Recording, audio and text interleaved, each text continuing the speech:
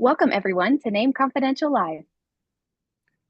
Good Friday afternoon, everyone. Thanks again for joining Name Confidential. My name is Rogovy. Today's guest is Ron Ruff with Financial Services Advisory. Ron, how you doing? Doing good. How about yourself? Pretty good, hanging in there. Yeah. Almost at the end of the year. Yes. A good year. And yeah, Hopefully you were invested most of it. well, yeah. It's a good opportunity to check in with kind of our member survey with the Yep. NAIM exposure index to see how everyone's been invested in the past week. So let me pull that up here.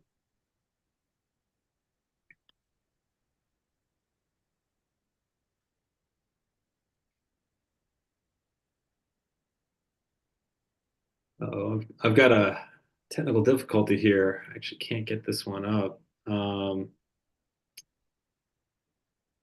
Ron, would you mind pulling that up? Sure. Where is it? Name.org. Um, Okay. and then in the programs menu. Okay. Sorry about that, everyone. Gotta change the technology here today.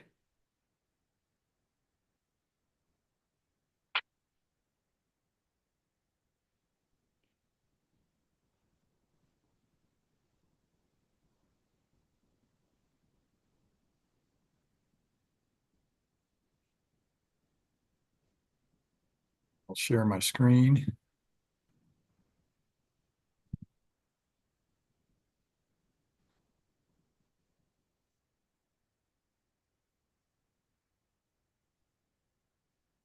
Are you seeing the name exposure index? Right. I think you might have to hit refresh.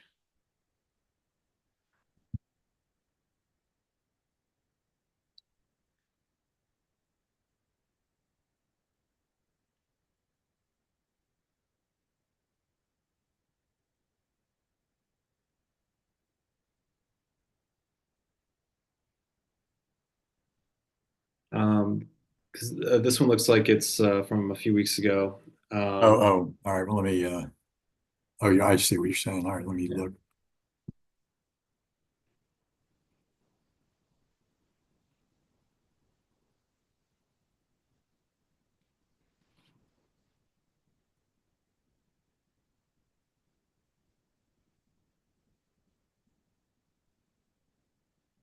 It's interesting.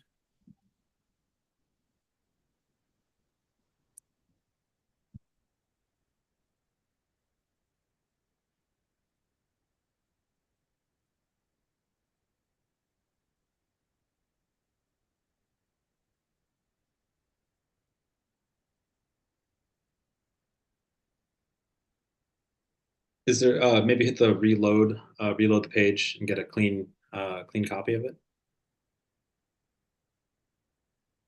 That's just what I did. Hmm.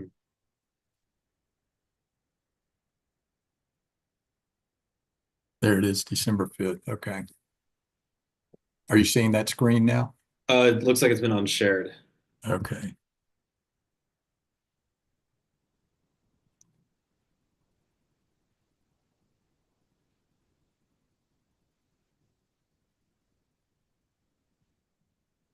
There it is, 85.49. So this means that with the survey of our members, the average exposure to stocks in portfolios is, as reported, is 85%. That's fairly high. Looks like on the historical chart there, it's been kind of holding steady above 80 since around August or so, August, September. Uh, Members are bullish. Ron, what's your take in the markets this week? Yeah. What's interesting about this chart is you see it's bumped up to this 100 mark several times over the last year and a half, but turns quickly back.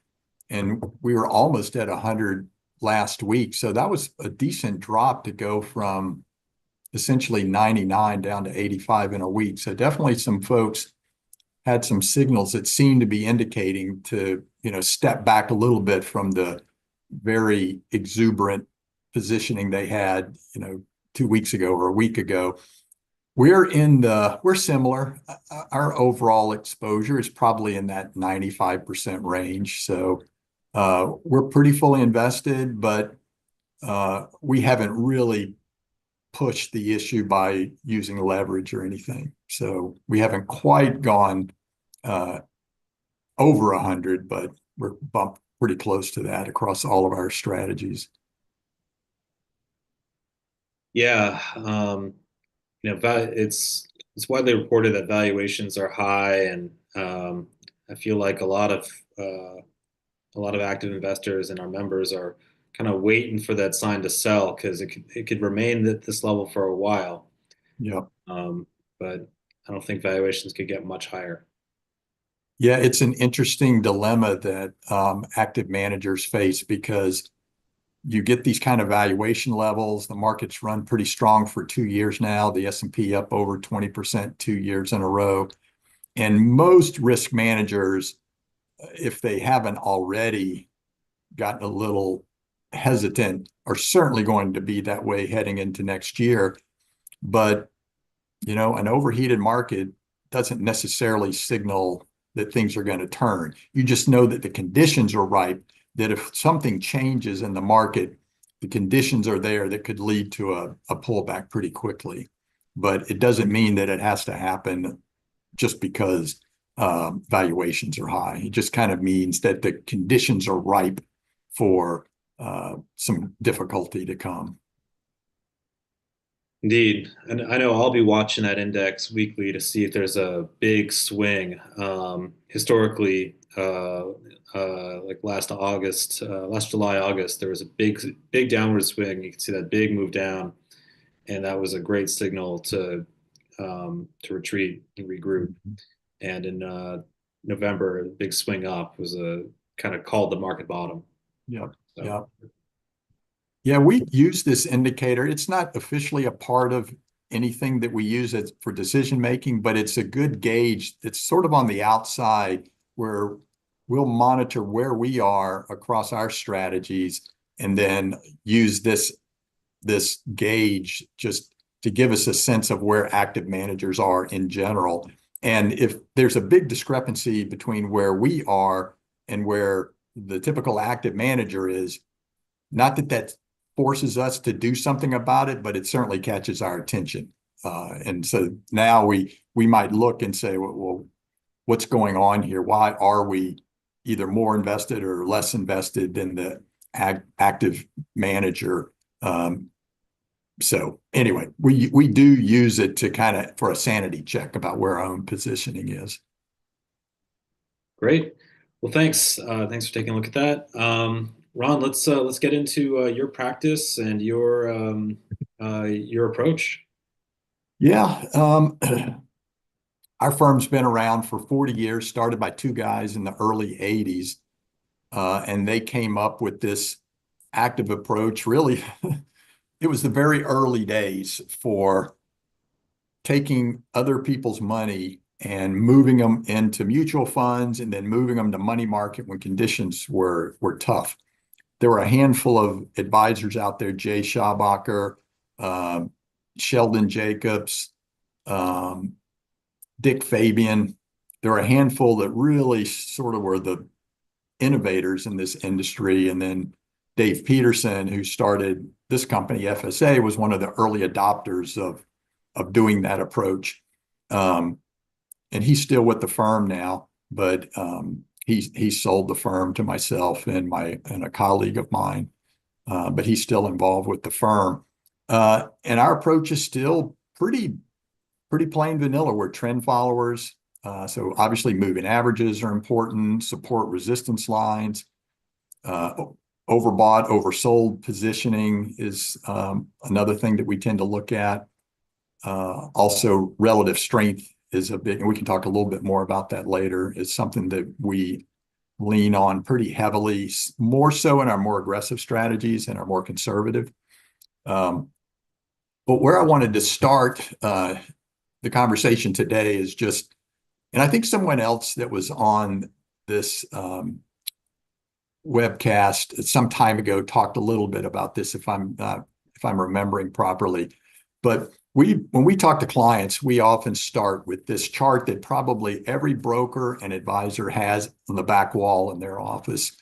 And it's usually an Ibbotson chart. This happens to be the Dow Jones Industrial Average going back to inception. And so you look at this and you say, wow, if you want to build wealth, looks like stocks are a good place to do it. You know, they go up over time. And so it's a pretty powerful way to make money over the long run. But if you break this long 100-year charts into periods of generally rising prices, which are in blue, and prices where they've fallen and they're just trying to recoup what they lost, which is the gray areas, you'll see that, wow, there are some very significant times over this 100-year period where stocks essentially go nowhere. So back in 1905 to 1925, then we had the big run up, of course, into the Great Depression. And then you've had that huge drop during the Great Depression, and it took 30 years to recoup that. It really wasn't until after World War I and we got into the 50s that we actually broke to new ground. And then for the historians out there, the 50s were a great period to be invested, really strong decade, comparable to the 80s and 90s. And then we got to the 60s, and the combination of inflation and overvalued markets, we had, essentially 20 years of the stock market going nowhere. And then throw in, OPEC troubles in there too. And then suddenly in the early 80s, we broke out of that. Interest rates started to come down. That provided a tailwind for equities. Ronald Reagan had come into the White House and he was deregulating. And so the market just took off in the 80s. And granted, we had some pretty significant hiccups along the way. You had the crash of 87. You had a bear market in 1990. So there were plenty of episodes to wring your hands, but you essentially had almost 20 years of up markets, and then the sort of punctuated by the last 5 years, which led to the internet bubble of 95 to 99, where the S&P averaged over 25% a year for 5 years in a row. I mean, it just blew the doors off of anyone who was a risk manager. You were basically shown the door anywhere you were. If you were a risk manager, you were excused, as we all adopted two things. One is day traders ruled the day, and then this is where passive investing really began to build. And then that got followed, of course, by the internet bubble bursting, and then the great financial crisis, which is this decade here, where prices went again nowhere for 10 years. And now we're in a new decade of generally rising prices. And that includes the pandemic that we saw in 2020, the bear market in 2022. So bear markets can be included in these secular bull markets, but generally when there is a down move in the market, 15, 20, 30%, it gets reversed and prices continue to move higher. And that's what we've seen over the past 10 years. But anyway, the reason for breaking it out this way is active managers like FSA, who are very much focused on risk, minimizing losses, which means we probably are going to struggle in the good years, but our clients want us there to defend in bad years. And so in these long, what we would call secular bear markets, that's where active managers shine, because of our ability to lower risk and increase risk, we can actually make money during a window when the overall market goes nowhere. So then what happens in these secular bull markets? Well, not that active managers can't make money in those periods. It's just you're better off not flinching in those 20% bear markets that drop 20%, and then in 4 or 5 months, they've recouped what they've lost, which is what we saw in the pandemic, what we saw in 2022. So that's the difference. It's not that you can't make money in those secular bull markets. It's just it's a less efficient way to do it because you're reacting to the short-term hiccups that you see in the market. And in hindsight, you don't need to do that. But in a secular bear market, it pays to heed those hiccups because they often and usually lead to more severe drops that don't recoup right away. So the real place for active managers are in these so-called secular bear markets. The problem is we're not in one right now. We've been a decade in an environment, and this is even more unusual, I think, than others, where the S&P is dominating all the assets in the market. I'm going to jump over to this. So we keep this periodic table, and these things are all over the place. There's nothing particularly unique about what we've put together. It's just we got to pick our own assets. So we have the S&P, we have large cap, small cap, mid cap, emerging markets, international, and we have some fixed income, high yield, investment grade bonds, real estate, and commodities in here. And what's interesting about this, if you go back over this 10 or 11 year period, the S&P is in the top 3 rankings for the entire period. There's only a few years where it falls out, and 2 of the 3 years are down years. So in 2022, the S&P was in the lower half of the returns. 2018, it was kind of in the middle, and in 2016, it was out of the top 3. But what's amazing, the past 2 years, the S&P is actually the #1 asset class to own. And so what I don't have is a slide going back from 2013 to show that generally the S&P is going to occupy kind of this middle area. It's usually not at the very bottom, but it's usually not at the very top. So there are opportunities for active managers to keep up or even outperform the market when there are other asset classes that are outperforming in the course of a given year. But the last 10 years, that's just been very difficult because the S&P has been sitting at or near the top of these rankings for year after year. And it's amazing to me that the last 2 years as well. What's that? Sorry, no, I just wanted to jump in. So normally small caps, mid caps, emerging markets are the high returners, higher risk, higher return. Periods, you see more of that, where you see small caps, emerging markets, real estate, oftentimes at the top.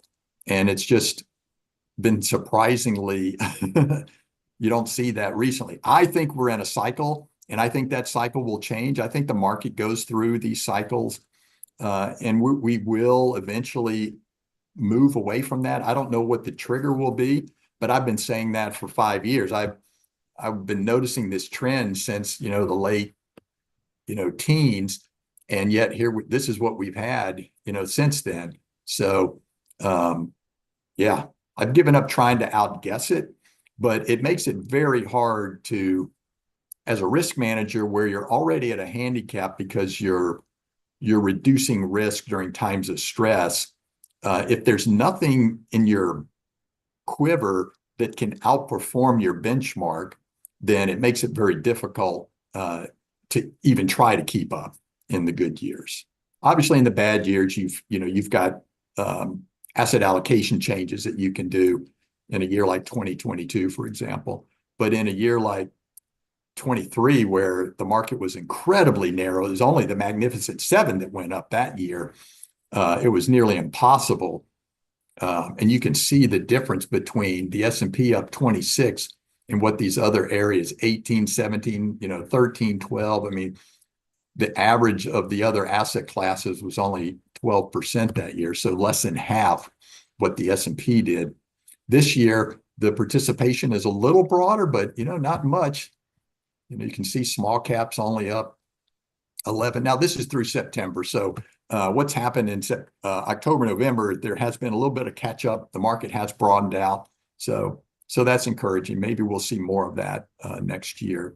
But anyway, just all this to say that it's been an exceedingly difficult time for active managers and risk-oriented managers in particular to deliver for their clients, or deliver maybe what their clients expect. You see the S&P up 26%, And if you were in a 70-30 portfolio last year, split amongst all these assets, you were up 12. Would your clients have been happy with that? Maybe, maybe not.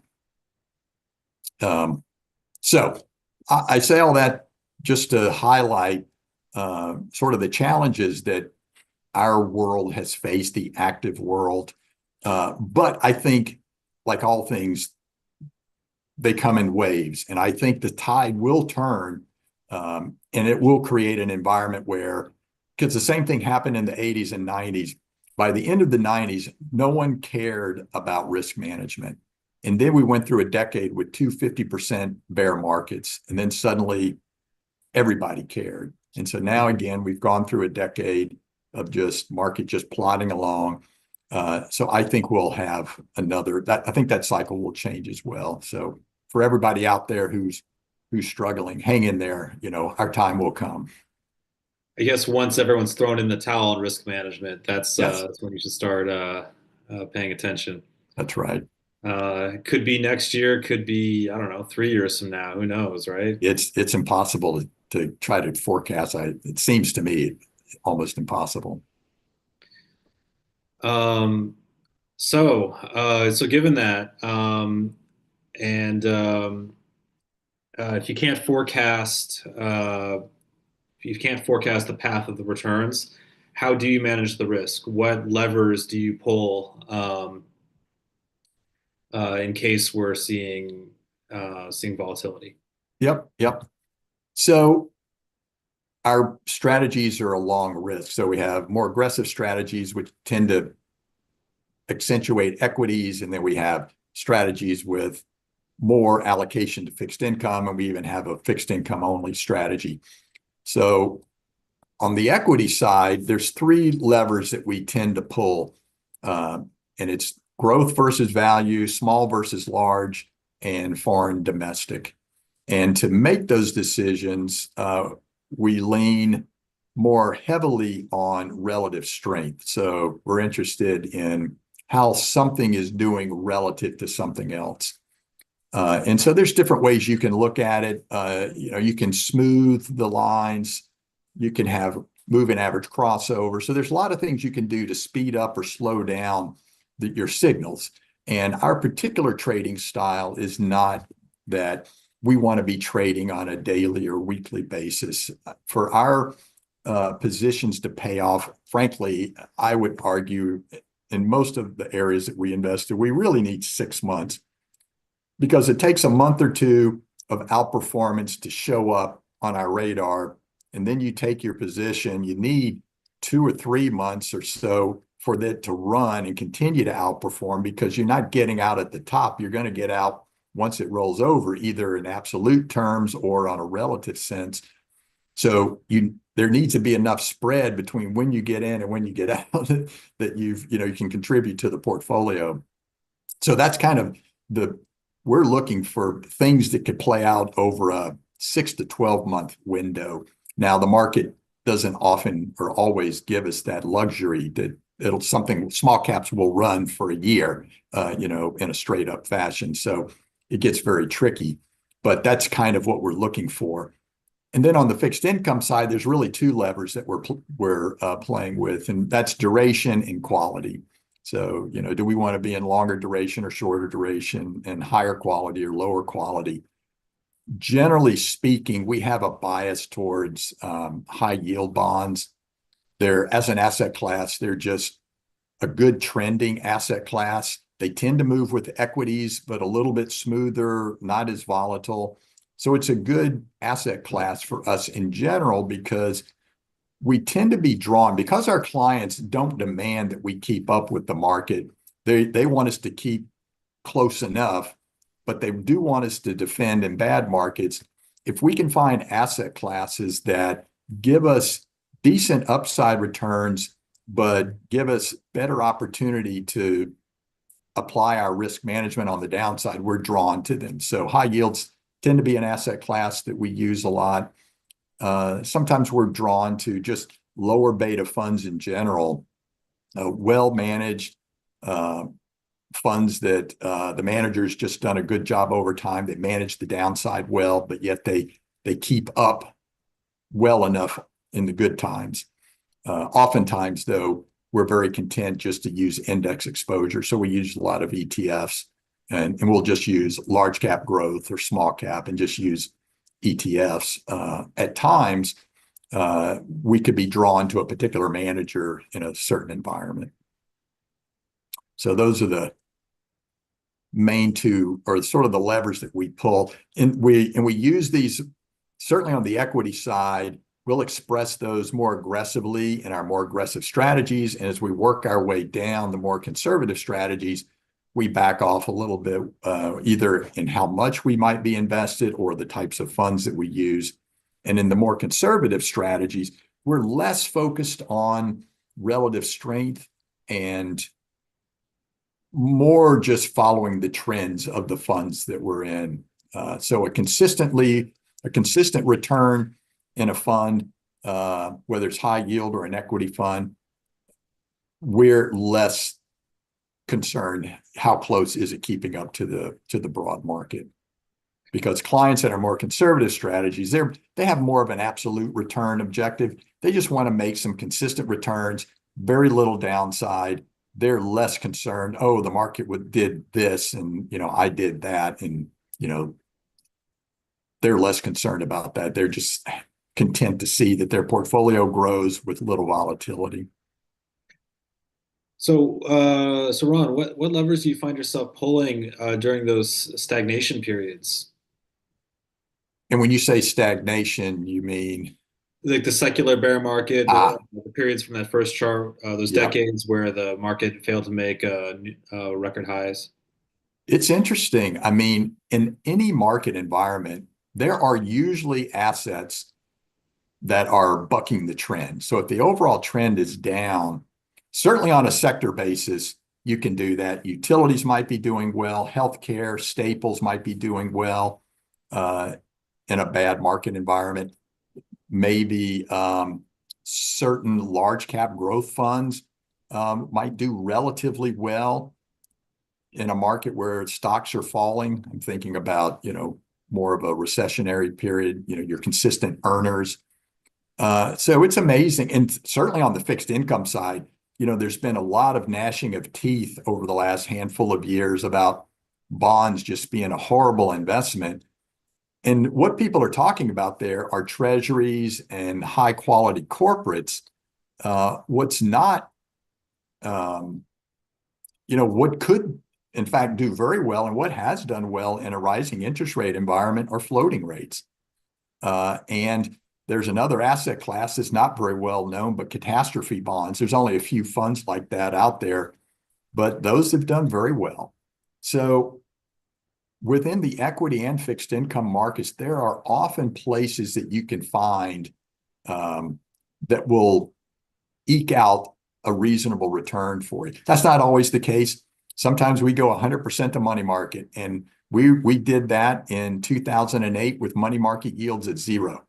And we were happy to earn zero because there wasn't a negative number in front of it. But oftentimes in these extended periods, there are areas, maybe it's commodities or maybe real estate, there are areas that can buck the trend. But the difficulty is finding something that can do it on a somewhat consistent basis. There's a lot of choppiness in the market, and I think that's increased over the last handful of years where these trends go on for, you're lucky if you can get 3 months out of something, and then it reverts back to the mean. So that's what's made it more difficult for us given our particular trading style. But yeah, those opportunities are there oftentimes. All right. So how do you realize? So how do you provide advice? Do you have like an individual strategy per client? Do you have model portfolios? We have 10 different strategies across the firm. The firm's split into 2 teams. I run the investment team. We make all the investment decisions, manage the money for the 10 strategies. We also have an advice team. They meet individually with clients. They decide what strategies that a client should have based on their goals and their risk objectives. but they don't have to worry about buying or selling for the portfolios. That's all handled by my team. But we have a team that handles each, and then in meeting with the clients, we decide which of those strategies. And it's, I'm embarrassed to say it on this webcast, but we actually have some passive strategies that we introduced about 6 or 7 years ago. They were designed for our younger clients that we felt maybe didn't need or want the risk management component because they were adding to their accounts. So it was designed for, so-called millennials or Gen Zs.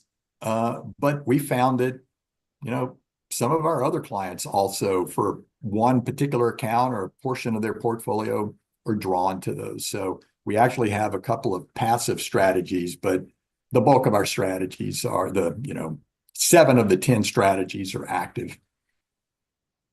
Well, you don't have to be too embarrassed about these passive strategies. After all, managing between the strategies in I don't know, meta strategy or, Right. super strategy is an active decision. That's right. Fair enough. Good point. Great. So the last thing I'd love to bring up before closing out is I notice you have 3 letters at the end of your name that are different than those of most of our members who are CMTs, and you're a CFA.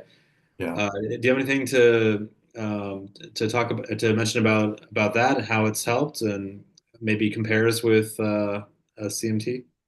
Yeah, it's very different than the CMT. I mean, the CMT dives all into technical analysis, where I've spent my entire 35-year career, charts and patterns and resistance lines and Elliott wave theory and,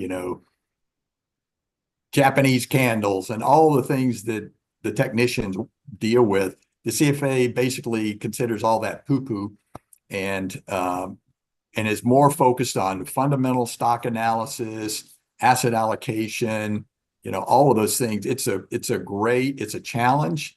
It's a great education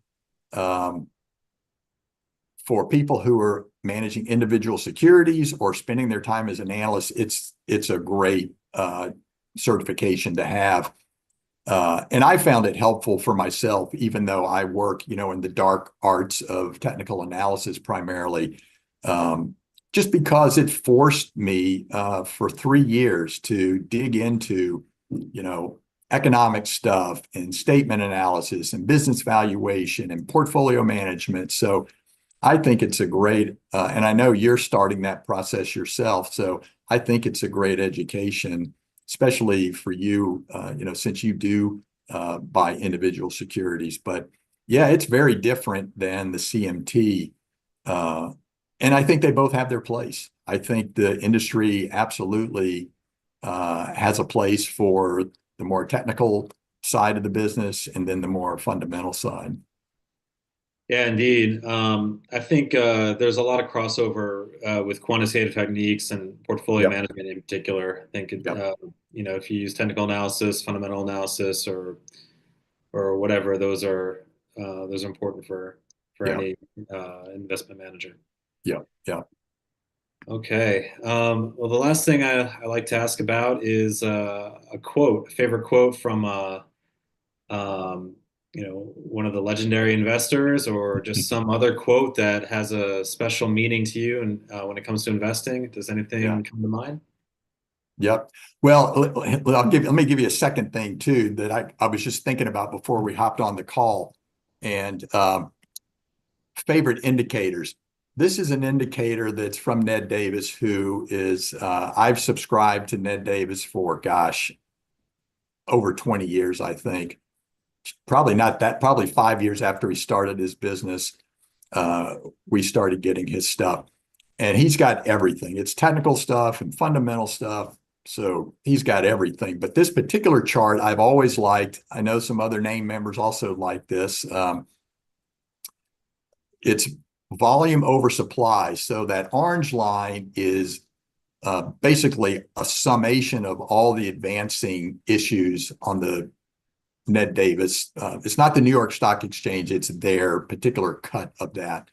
And then the darker line is declining volume. So, and whenever the advancing volume is outperforming as it is now, that's a bullish time, a time you want to be invested. And I find this not necessarily as a leading indicator, but it's a great, I would say, coincident indicator, and certainly confirms the trend that you're seeing set up. So anyway, this is just one of my favorite indicators that that we get from Ned Davis. But as a favorite quote, I don't know who made this quote up, but a guy that I know, Tony Galea, he was an executive with Solomon Brothers in upstate New York. And when I was in California with another firm, Centurion Capital, we built a separate account business on Tony's Smith Barney platform because we were starting it from scratch. And so he was willing to help us get separate account managers and build a separate account platform. And he wrote a book in 2002, and this was the title of the book, and I got an autographed copy from him. And so bulls make money, bears make money, pigs get slaughtered, with the idea that's kind of interesting behind it is, and it is something I believe in, where there's so many different ways to manage money out there. You can be a growth investor, you can be a value investor, you can be a distressed debt, you can be, a high octane momentum. You can be generally bullish and make money. You can even be generally bearish and make a living for yourself. But the people who always get wiped out are those, who get sort of greedy and they try to push their bet at the wrong time or get caught up in the emotion of the market and make the wrong decision at the wrong time. So anyway, I just thought that was he made this the title of a book that he did. And it was a book of quotes in the market, and he would have a little commentary about them. So anyway, that was a quote that's always stuck with me since his book came out. Indeed, I think it's a mistake to try to outperform the benchmark every single month of every single year. It's just not going to happen. If your strategy is worth anything, it's going to have big wins and perhaps long periods of underperformance. That's right. Yeah. Well, thanks for joining, Ron. I think that wraps it up. Okay. Where can we learn more about you and find out, get in touch, find out more about your firm? Yep. Yeah. The firm is the website is fsainvest.com. Also, you can reach me on LinkedIn. But yeah, we're actually, I was going to say we're going through a name change, but I won't give any more details of that yet, but it's coming. But it's not a major change. But so that our website will change soon, but not yet. And I imagine we'll see you at the next Uncommon Knowledge Conference. I will definitely be there. And yeah, I've been going since 2006. So yeah, so I get a lot of value out of those conferences and out of just meeting with folks like yourself. Because we're such a minority in the investing world compared to the behemoth passive money that's out there, it's just nice to find a group of people who are like-minded, who believe in active management, risk management. And it's just nice to just get together, share thoughts, ideas, things to do with your firm. So it's just a great group like that. And they're very willing to give of their time and even secrets to what they do with their money, which I find amazing. Absolutely. I'm always impressed with the two that I've been to. I feel like NAAIM is a group of very independent and very innovative thinkers who are generous to share all sorts of great ideas. And I've gotten tips on taxes and technology, not just about trading at the conference. So, and each conference I've been to, I walk away with something that more than pays for the travel and attendance. And I would say to people who might be interested or thinking about going, don't go to make a sale or a transaction in one conference because you probably won't make it. You just have to decide, this is a group of people I like being with. And so I'm going to just go because these guys think about the markets the way I do.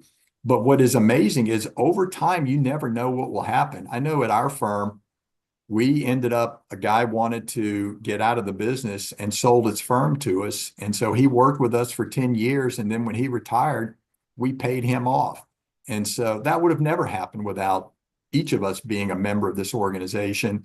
And there's another firm at NAAIM that we started getting some research from. And that started, like I said, I've been going to these meetings for over 15 years, almost 20. And that just happened, maybe 5 years ago. So over time, organically, you just don't know what kind of connections and synergies will happen with other members, but you just have to make the commitment to get engaged, and the payoffs will come. But it's not like the first meeting you go to, some guy's going to buy something from you. You just have to decide, this is a group of people I want to hang out with. Definitely. I think, coming with an agenda like that is a mistake, and Yes. I'm always surprised with what I leave with, and could be some obscure alternative investment with a great